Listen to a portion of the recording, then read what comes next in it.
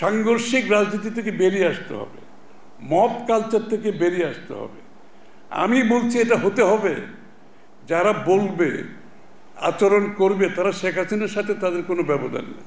কিন্তু একটা শেখ হাসিনা কিন্তু চলে গেছে, সে কিন্তু ক্ষুদ্র ক্ষুদ্র স্বৈরাচার রেখে গেছে আমাদের মধ্যে, সে ক্ষুদ্র ক্ষুদ্র ফ্যাসিস্ট রেখে গেছে আমাদের মধ্যে।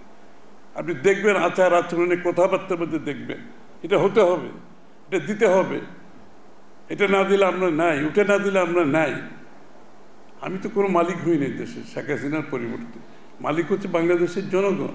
যত দিন যায় তার যখন জনপ্রিয়তা একেবারে তলায় চলে আসে, তার কিন্তু এই ফ্যাসিস্ট, তখন স্বৈরাচার ফ্যাসিস্টে পরিণত বাধ্য হয়। কারণ তাকে ওখানে থাকতে হলে সব অধিকার একটার পর একটা কেড়ে নেওয়া ছাড়া তার ওখানে থাকার কোনো সুযোগ নেই। তখন সে এমন জায়গায় যায়, তখন গুম খুন, হত্যা, মিথ্যা মামলা, জেলখানায় মৃত্যু, পুলিশের হেফাজতে মৃত্যু, আপনার এগুলো তার জন্য কোনো ব্যাপারই না। কারণ এগুলো ক্রমান্বয়ে সেই জায়গায় চলে যায়। তো বাংলাদেশটা সেই জায়গায় চলে গিয়েছিল, এবং এত লোকের স্যাক্রিফাইসের পর একটা জায়গায় যখন আমরা লাস্ট মুভমেন্টে 36 দিনে যখন পতন ঘটে, এটা অনিবার্য ছিল। স্বৈরাচারের একটা এক্সপায়ারি ডেট আছে, কারণ সে এগুলো করতে করতে একটা পর্যায়ে তার লোকগুলো, এটার ক্যাপাসিটি ওদের কমে আসে আস্তে আস্তে।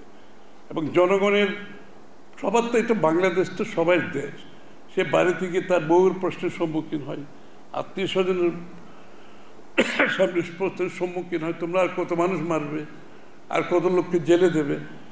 এই যে শেখ হাসিনা পালিয়ে যাওয়ার পরে বাংলাদেশের জনগণের মনে যে মনোজগতে যে বিশাল পরিবর্তন হয়েছে, যে আকাঙ্ক্ষা জেগেছে, যে প্রত্যাশা জেগেছে, এটা যদি আমরা ধারণ করতে না পারি, তাহলে কিন্তু পুরো এত লোকের জীবন, এত স্যাক্রিফাইস, সব কিছু বৃথায় যাবে।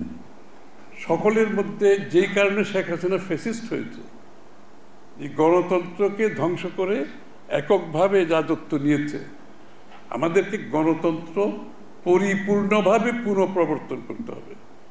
আমি যখন শব্দটা ইউজ করছি পরিপূর্ণভাবে, আধা গণতন্ত্র না, 3/4 গণতন্ত্র, পরিপূর্ণভাবে গণতন্ত্র আমাদেরকে প্রবর্তন করতে হবে।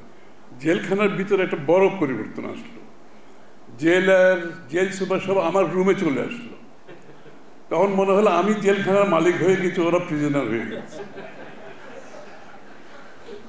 অবস্থাটা অনেকটা ওইরকমই, স্যার এখন কি করতে হবে। তখন তো আবার জেল এমন অবস্থা, আমার সাথে তো আবার 10,000 নেতা কর্মী, ছাত্র জনতা জেল একসাথে, আমরা কেরানীগঞ্জ জেলে। এর মধ্যে আবার শেখ হাসিনার শেষ অঙ্কতে আমাদেরকে আবার গুলি করে না মেরে ফেলে জেলের ভিতরে, এটা একটা ভয় ছিল। যাই হোক, ওই দিনটা কোনোদিন ভুলতে পারবো না।